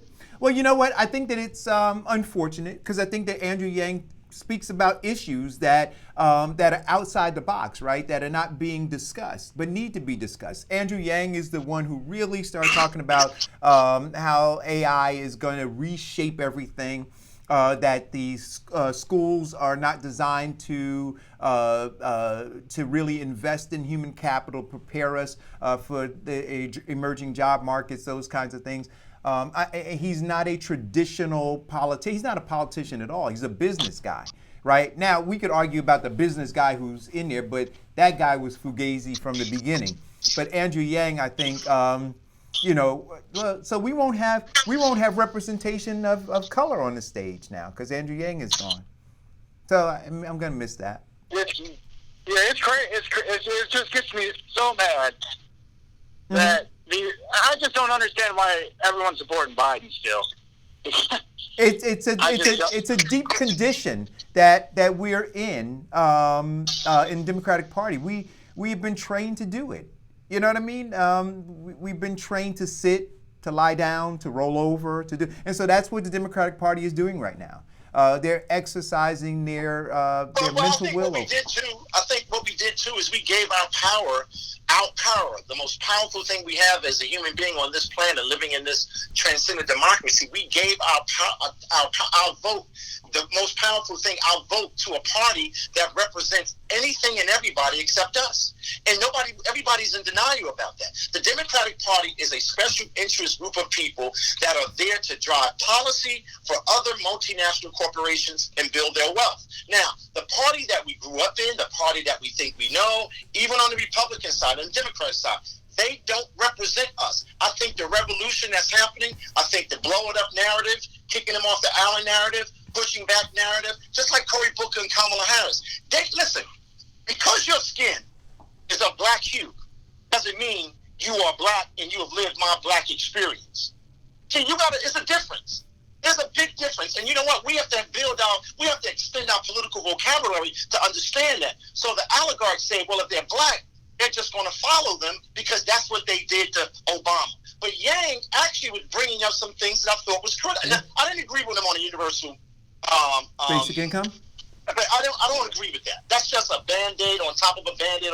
But the mere fact that he was addressing it and bringing it up and trying to have a discussion, which might have led us to a deeper discussion on reparations and other things, I said, okay, he's having a conversation. Same thing he did with education. I thought he was right. How do you continue to build these schools, these failing schools, take your kids into these burning factories of death and suggest that we're going to get a better outcome? We're going to get a better return on investment. But the thing that appalls me is you have all of these superficial lobbyists and special interest groups talking about education, and none of them was having that kind of conversation because they don't get paid to have it. That's so right. We needed somebody like that on the stage. Yeah. And you know what? And this is what I'll say. Go ahead, caller. Go ahead. I'm sorry. He also mentioned that in the debates, he mentioned that African American women are 3 times more likely to die from childbirth complications. And I bet you every other one of those candidates did not know that. Yeah, they probably did. They don't care. It's not important to them. They were busy trying to keep being black. That's why they're off the stage. Have a nice day, caller. Thanks for calling. All right, thanks. So, listen, man. This is the best day of my life. Oh, Eric. Kevin. You know what? See, when we talk about hope. Eric, that's like that song. It just came to me from the Wizard of Oz, The Wiz. The witch is dead. The witch is dead. Yeah. Like the hills and stuff like that. Well, Eric, Diane, all of the listeners, something's happening out there. Get involved. Something's happening. Don't live in fear. Something's happening. Believe in yourself. Something's happening. Just open up that door and pull up that shade. Something's happening. Don't get caught out there. Don't get caught on the sideline. Yeah. Don't get caught on the sideline because it's going to happen. That's right. Hey, Eric, that was good, Eric. I'm going to be laughing all day about it. Diane, I'm going to be laughing about you all day today. But think about it. Right now, in the school, right now, in this state, right now, is a lawsuit in front of the state Supreme Court that has now been told it can move forward. New Jersey is their schools are the most segregated schools in the country. New Jersey. So now you're segregating me on class and wealth and zip code for vaccinations because you gave exemption to private schools and some other schools, daycares, and now the state has agreed. The state Supreme Court has agreed that New Jersey, right, has segregated schools, the worst in the country. Now, here's a governor, here's a state legislature are telling you a better and fairer New Jersey. It's not. It's not. And and for the state Supreme Court to say no, this needs to be moved forward says a lot about the condition of our state. I want to know how people feel about that. We have the most segregated schools in the state of New Jersey. Isn't that something? It is. And here again is the question I'm asking. So as this is happening, where are the voices of the NAACP? Where are the voices of the Black Church? Where are the voices of the Urban League, national and regional? Where are the voices of these black electeds that you guys have voted for? And where are the voices of those people who rise up as self-proclaimed leaders of the community? Where are they? Where are they while all of this is happening? And that's why they all have to be moved off the island. They are all being exposed right now, Kev. They're all being exposed. Yeah. They've taken the money. Listen, they've taken the money. They've taken the money. They've signed the contract with the devil. They've taken the money, and that's why they're silent. And they're being told in these back rooms, don't you dare open your mouth. Yeah. Don't you right. dare That's open your mouth. You sit down. And that's why they're not standing up. In the spirit of what we've been saying all morning, it's very interesting. So we go from Cory Booker, we talk about vaccination, we talk about all those things, right? But it says here, the new study rates Newark one of the worst cities for job creation. That's a fact. I don't even want to go into the details. To determine the strongest local job market in the U.S., Wallet Hub compared more than 180 cities across 31 key metrics. The data set ranges from job opportunities to employment growth and monthly average starting salary. Right? Newark is at the top. At the top. So you don't hear any of our elected officials, black elected officials, talking about our city as an emerging market to create job opportunities. You know why? Because we have some of the worst schools in America. Right? And our higher education is so insulated, all they think they have to do is give a couple of pilot programs a year and take some pictures, and that's more than enough than investing in the future of our children in this state and children in the city of Newark. It's so offensive. I call it a three-card Monty. We buy it all the time. So, we look at our economic market, it's just beyond distress. If we look at it as the emerging market, it's beyond distress. If we look at our assets, they've all been given away. If we look at our local elected officials, they're dead on arrival. They're having meetings with you talking about creating LLCs and giving you property, but they're on property with cold-blooded criminals that are active talking about, I'm going to give you. What? Can somebody explain to me? Can you just explain to me what the heck is going on? Listen. This is an exciting time to be alive. I'm going to create a rap song. I'm creating a rap song. This is an exciting time to be alive. And Kevin, I just got tagged into, but this is part of the issue, right? I got tagged into a post in Newark. So the maximum sophisticated confusion, but they're all doing it, right? So I want folks to really be cognizant of the posts that are going up and be cognizant of the people who are popping up these politicians, especially now, and ask yourself why. What are they doing? Why are they aligning themselves with this?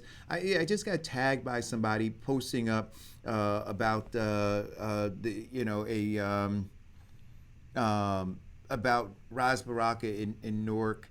I guess this is a video done back in December of him trying to convince people about the level of crime being down. And, I'm watching who's sharing this video. And when we talk about slave catchers and Negro whisperers, these are the kinds of things that we have to look out for, right? Them trying to supplant, this information in the community and try to use whatever, whatever goodwill that they may have built to try to tie this nonsense to try to convince you somehow that it's true. Just be very, very careful of it. I mean, anyway.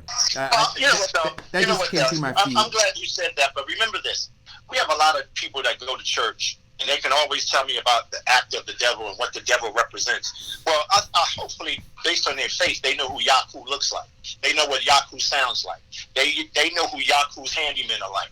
You know what I mean? So, don't tell me about going to church every Sunday and you can't identify Yaku in your own neighborhood, Yaku in your own house. Don't talk to me about that. That is an insult.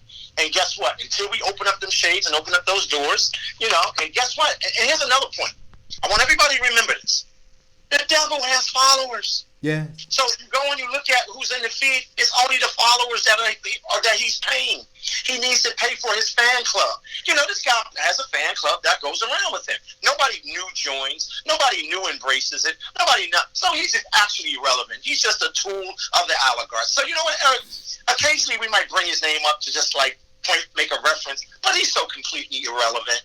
He goes around attacking women and attacking people. He lives in perpetual fear. God bless his soul. And then you got the intellectual misfit class out there trying to justify that stupidity. So you know what? Every once in a while we got to talk about him, but completely irrelevant. Yeah. Kevin, can we spend the last few minutes before we talk about the new book that we're that we're reading for the book club. Every time you say, Eric, can you do me a favor? Every time we have to say his name for news purposes or information purposes, just say Ras Baraka, the father of the miseducation of the Negro. There we go. All right. Okay. I'll stay on code. You guys sent this to me, and I laughed. But I laughed, and then I got concerned because I think that we need to be careful about allowing of protecting language. I think protecting language is really important, right? So there is, I guess, February 22nd, there is some sort of gathering. New Jersey Progressive Democrats for Union County are hosting an event, right? And I want to underline the word progressive because we need to protect that. There's some folks who are really doing some terrific work trying to tear down this system. But like you said, Kevin, the devil is slick, right? And so the devil says, you know what, I'm going to cloak myself in that term, right? I'm going to try to enter into the gates. And then, like you always say, don't be concerned about the barbarians outside the gate. Be concerned about the ones who are in the gate. And so now we have folks who are cloaking themselves in a shroud of progressiveness and saying that they're progressive, but that's not the case. And so when I look at some of these people who are listed, right, and it said 2020 ethical leaders in Union County. Ethical. I saw that nonsense. Ethical leader. Maximum sophisticated confusion. I mean, progressive. What risk have they taken? Who have they stood up for? What change? Are they involved in any of these discussions that we're having now? They're not involved in any. We want to kick them off. You're ethical. How do you start a conversation on ethical progressive? Obviously, they didn't pass the standardized test. So listen, the most progressive thing, one of the most progressive things that I've seen to date is what you talked about earlier, which is what AOC did. AOC says, you know what? I understand the value of my money. I understand the value of my brand. And I'm not going to be tied to people who are propping up a failed party. I'm not going to do that. Now, all of these other people who call themselves progressives, they go to these parties, they take selfies with these people who they know are destructive to our community. None of them are separating themselves or their money from it. In fact, they're taking money from these people. So where's the progressiveness in that? Eric, ethical progressives. Ethical progressives. Really? Now, you know who's progressive? Jason and Union, who organize young people to fight against the establishment so they can have a better voice in government, so they can be engaged in good government. Jamel Holly, who walks across the water over to Newark and organizes a whole effort nationally, regionally, and locally, fighting against the establishment after they tried to get him fired, after they tried to sequester his voice, and he stood up with them and is transcending into everything that we're looking at right now. Not one person from Newark, New Jersey that is elected, not one person from Essex County that's elected is doing anything progressive. They're all holding the line. Hey, but the line is faltering, Kevin, because there's an uprising in the servants' quarters, brother. That's right. There's an uprising in the servants' quarters. I mean, come on. This is great though, because you got some good examples now, what to be, and good examples of what not to be. So you're talking about ethnic progressives. What is that? Can somebody explain that to me? You're trying to make it sound like Coca-Cola now. Well, yeah, they need new words, Kevin. They need. I got a new word for them. You're a Negro whisperer. I got another new word for you. You're a slave catcher. I got another new word for you. You're a person that's selling garbage as hope. I got another new term for you. Let's kick them off the alley. You want to go? Can we go on? I got another new word for you. Stop engaging in propaganda. I could go on and on all day. And by the way, they are part of the miseducation class now. We got to give it a new. Listen, man. I am so excited. The miseducation of the Negro. Yes. But we don't need black voices without a black agenda. Okay, ever again. We don't need it. We're flushing you down the toilet. But Kevin, you know what I love too, man? I love that MSNBC, CNN, all those tools, New York Times, Washington Post, they've all failed. They deployed them all, Kevin. They deployed them all to prop up Kamala Harris. They failed. They deployed them to prop up Cory Booker. They failed. They deployed them to prop up Joe Biden. He's failing. This is the first time they've ever been caught off guard. First time. White supremacy has been caught off guard. I know. The question is, are we going to understand what we need to do at this time? Because this is an important time in history. Our backs are against the wall. The racial wealth gap is real. 2053 is real. In 20 years, 60 million jobs be out of the marketplace is real. Right now, the bow is about to break. But wait a minute, Kevin. Right. But Kevin, listen. So, again, Negro whisperers, slave catchers, maximum sophisticated confusion. In Newark, you have the mayor who's holding these men's meetings talking about building generational wealth. I mean, wait a minute. I want you to understand this, guys. So, all indicators suggest to zero wealth in the black community by 2053. But M5, master slave catcher, says that he's going to stop that alone. And by holding his men's meetings in the chambers in City Hall, he is going to create generational wealth. He did. He said that. He don't know, but I'm going to tell you what he did. The 12 family members that he has working for the city. He has. Oh, that was, he didn't mention that part. Right. He has. He definitely has. The most incompetent group of people running our city, and he's transferring that wealth. He's actually doing that. You gotta listen to what he's saying now. M5 is clever. So listen, I want to talk about the issue in Jersey City for a minute. The back to that article that was talking, and we touched on this at the beginning of the show. The article that, and I don't know, I don't trust the news source. Meaning that it's a blog, right? And I don't know who wrote it, but it talked about whether or not we should have an elected or an appointed board in Jersey City, the pros and cons to it. The argument, which I really appreciated, though, was they said that Fulop had his thumb on the Board of Education for all the time that he has been there, right? Through endorsing, through handpicking teams of candidates, through financially supporting them and endorsing them when he became mayor, and also when he was councilman. And so if the Board of Education has run afoul, if the Board of Education is corrupt, then we have to look at Steve Fulop and say, yo, dude, these are your people. These are the people that you supported. And we have to also look at the council who was silent during all of this. And so now they say, you know what we want to do is we want to put this all in the hands of the mayor to be able to determine who is going to be on the Board of Education, who's going to sit as board members on the Board of Education. And I posted that article, but I said that same thing is true in Newark, in Irvington, East Orange, and in Orange, where they're complaining about, where you have you have politicians complaining about, in some cases, the Board of Education. And in Newark, I remember M5 wanted to take over the board too. He said he thought it should be an appointed board. And Orange, right, it was an appointed board. Those folks fought against it. It was a referendum on the ballot. They won. And then the mayor of Orange fought and had it reversed. And then they had to vote again. Right, so you have these mayors who are fighting to take control of systems that, if they just lent their voices in responsible ways, they could have competent people who are serving on the board. Well, Eric, can I ask you a question, Eric? Black Americans have been talking about democracy and the Constitution and 13th, 14th, 15th Amendment.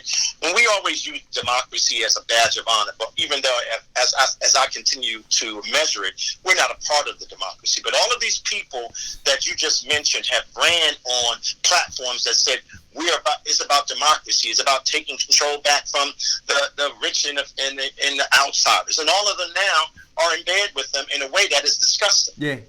So when they run the next time, we're like, well, what democracy are you selling this week? What democracy are you talking to us about this week? It's disgusting.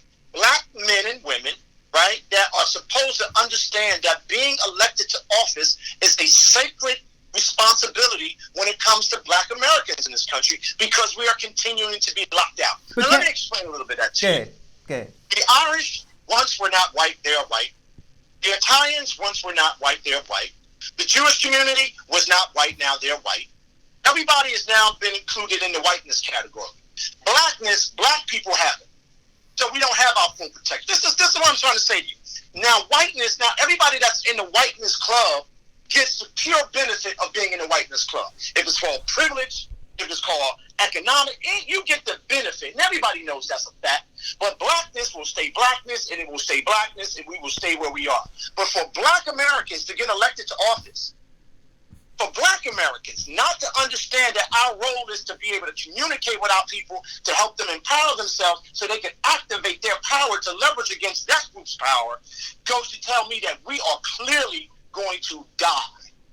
So when you tell me that a black man is fighting to make a school, take democracy out of a school, when you tell me that there are black people on the school board that are sequestering black people from speaking their voice and cutting their time off and locking people up at the council in the same places that those people were when they were running for office, saying that those people were bad up there and we were going to do better.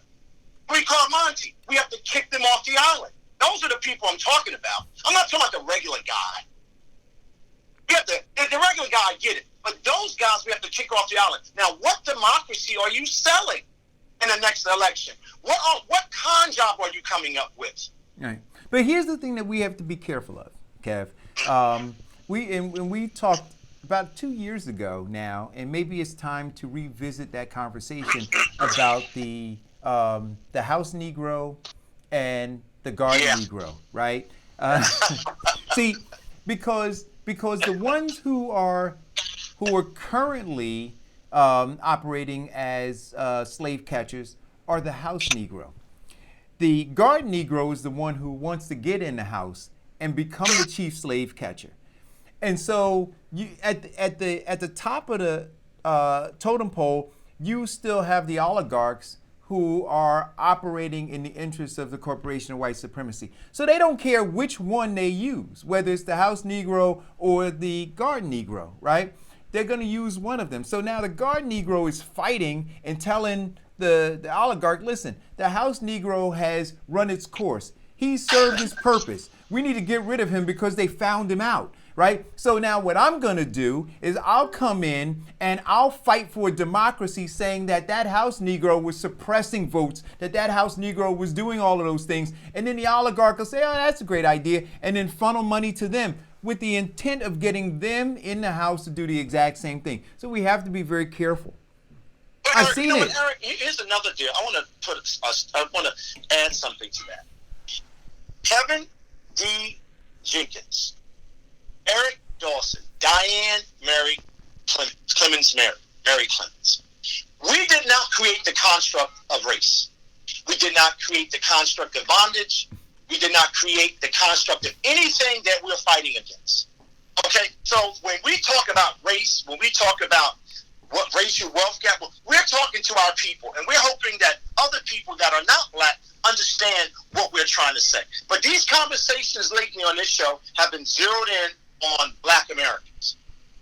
Like this is what we got to pay attention to. The barbarians inside the gate. You just outlined that very well. So when I'm talking about, the structure of what's impacting our community, I'm talking about that. I'm talking about what's happening here, what's happening today. And guess what, black people, if you are upset with that, well, you should be upset with yourself. Don't be upset with me. Because I'm not buying what Jefferson said, we 3/5 of a person. I'm not buying a constitution that doesn't work for me.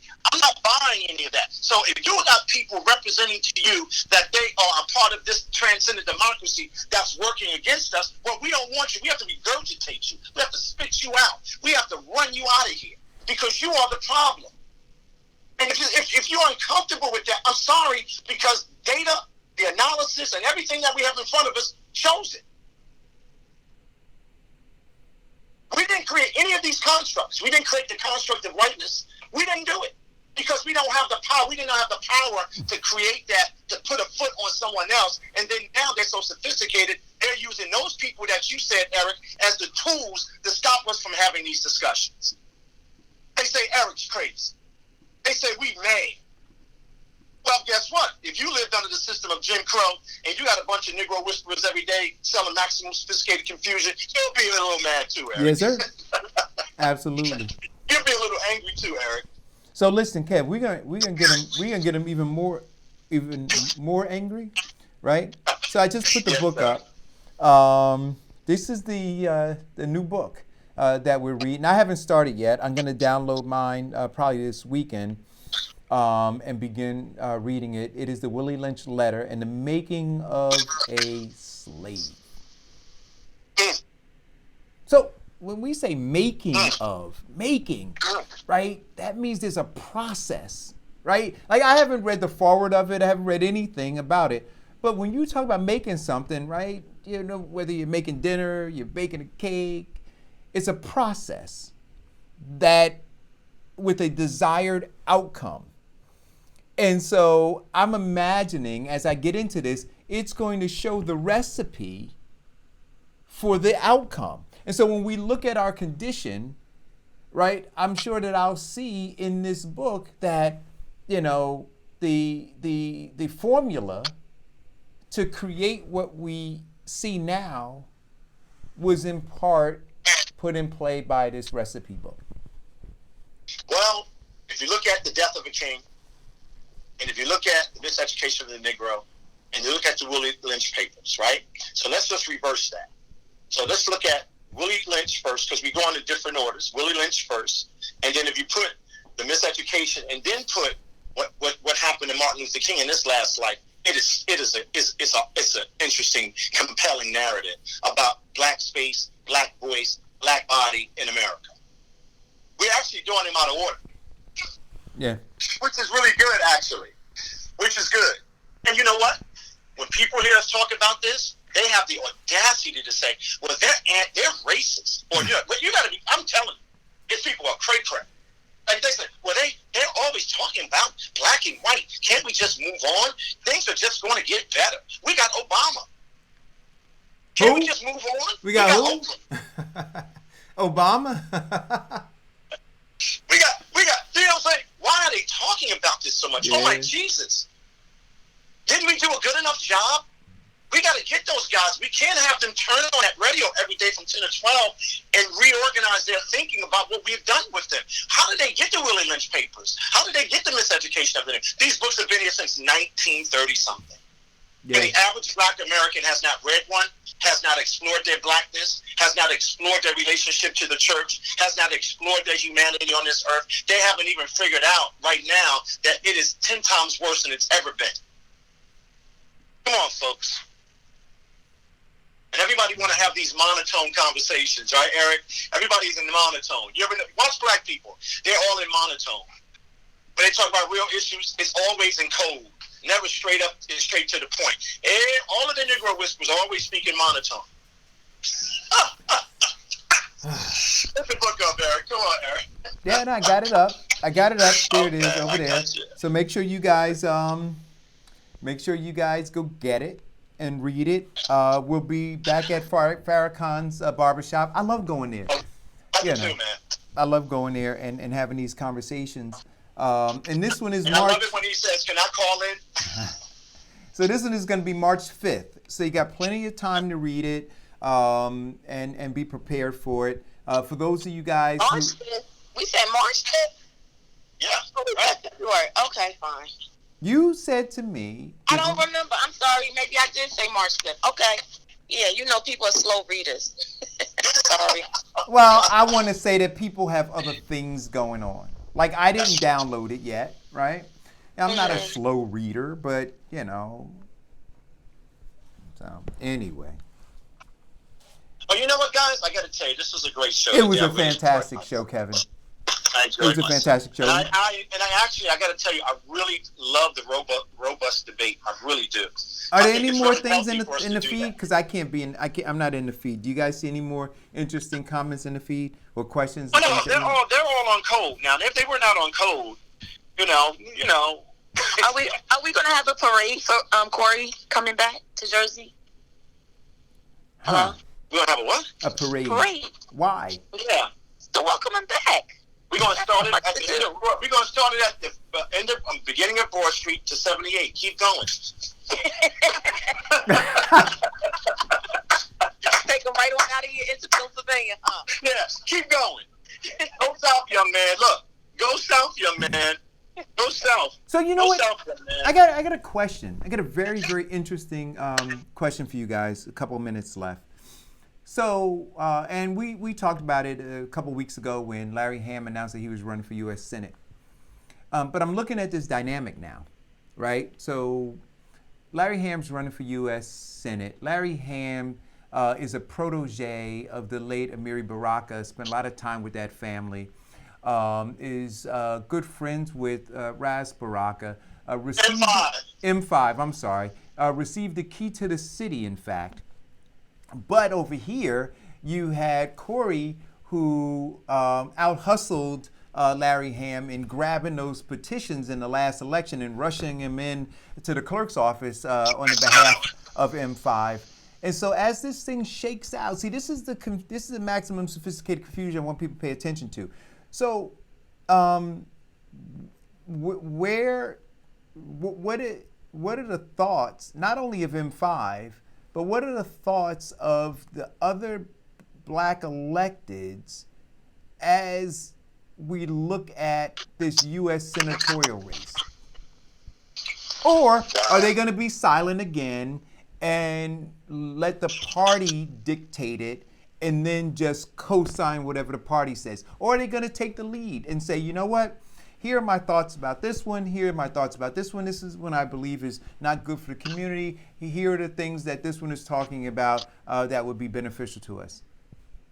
I'm asking the informed class to ask your representatives at the local level, at the county level, at the state level, what their thoughts are about this. Because, you know, you got them running now, but these people are saying nothing. Yeah. Anyway. Well, I can't wait to hear that answer. Oh, that's funny, Kev. I just looked down at the screen and saw you exited the building for a minute. I'm sorry. But it caught me off guard. I'm looking, because I got a delay on my phone. I'm like, wait a minute, he's coming back in. I love you guys, man. I love you so too. funny. Listen, thank you all for tuning in. Please hit the share button. More importantly, please get the book and start reading it. Let everybody know. And how can you, what is the solution? A solution is sharing the show. Another solution, as Kevin indicated earlier, we need to connect with other groups and organizations who are aligned with what we're talking about so that we can broaden the discussion. So if you know such a group, please take the link to the show and put it in that group and introduce us to them and them to us. Well, thank you, sir. I turned on the back screen because there's a news conference that's coming on that I want to capture real fast. Oh. You see how we do things in real time? Yeah. We got CORY Booker. We got everything in real time. I never normally turn on this TV at all. But I wanted to make sure I caught this thing at 12 noon on Channel 12 about the vaccination so I could be prepared for a discussion tomorrow. You know, I want to get I want to get one of those big televisions in the studio here, you know, so that we can like go right to the video if there's something. Yeah, right. But this was a great show, guys. It was. Queen Mother, I'll talk to you later. You all be good. Have a great day, guys. Okay, bye-bye.